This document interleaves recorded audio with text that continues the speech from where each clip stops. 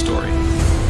There was a former Undersecretary of Defense who was invited to give a speech at a large conference, about 1,000 people. And he was standing on the stage with his cup of coffee and a styrofoam cup. And he took a sip of his coffee and he smiled and he looked down at the coffee. And then he went off script. And he said, last year I spoke at this exact same conference. Last year I was still the Undersecretary. And when I spoke here last year, they flew me here business class. And when I arrived at the airport, there was somebody waiting for me to take me to my hotel.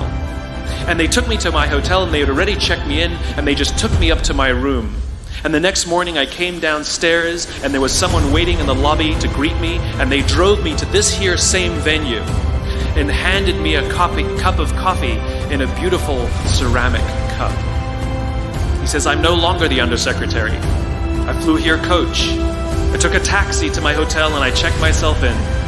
When I came down the lobby this morning, I took another taxi to this venue. And when I asked someone, do you have any coffee? He pointed to the coffee machine in the corner and I poured myself a cup of coffee into this here styrofoam cup. He says the lesson is, the ceramic cup was never meant for me. It was meant for the position I held. I deserved a styrofoam cup. Remember this. As you gain fame, as you gain fortune, as you gain position and seniority, people will treat you better. They will hold doors open for you. They will get you a cup of tea and coffee without you even asking. None of that stuff is meant for you. That stuff is meant for the position you hold.